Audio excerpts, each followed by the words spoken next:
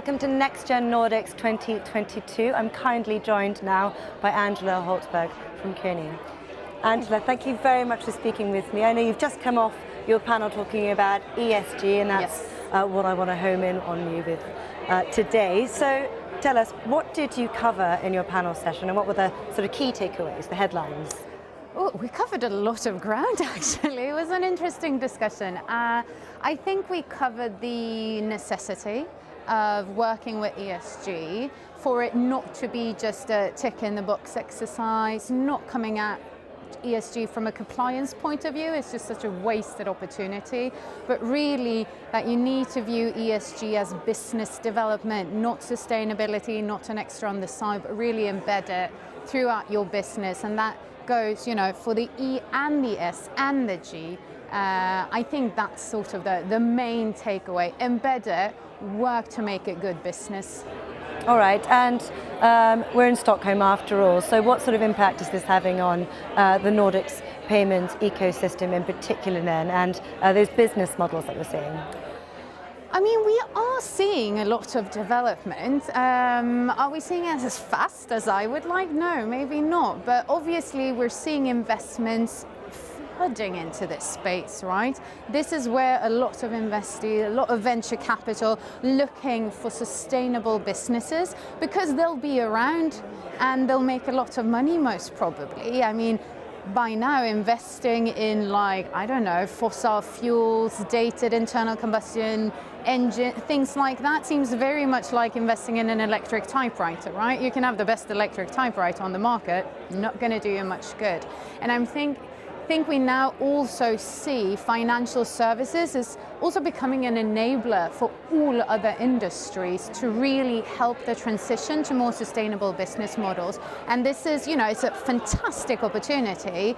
Also a bit of a responsibility in there to actually deliver the services that all industries are desperately crying out for right now.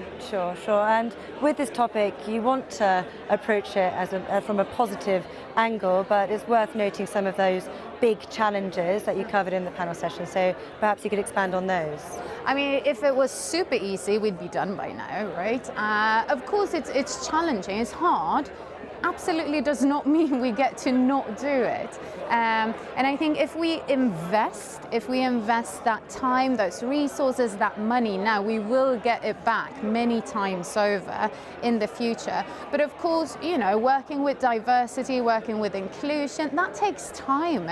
Figuring out how to get to that net zero 2040 target that your CEO committed to on a stage somewhere, that takes time. And you have to understand how to slice that elephant up, right? What does it mean to get to, net zero? How do we do that?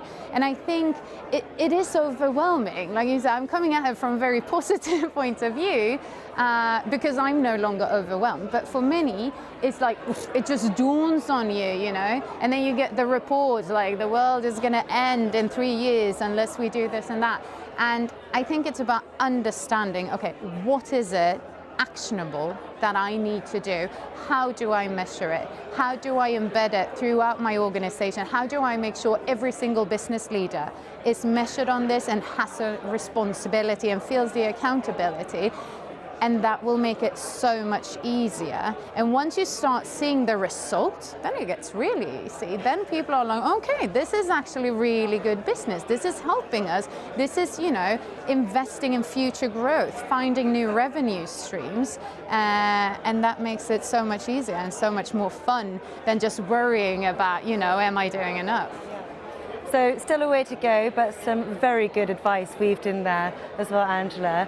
Look, I'll let you get back to the event, but thank you so much for taking the time to speak with us. Thank you for having me.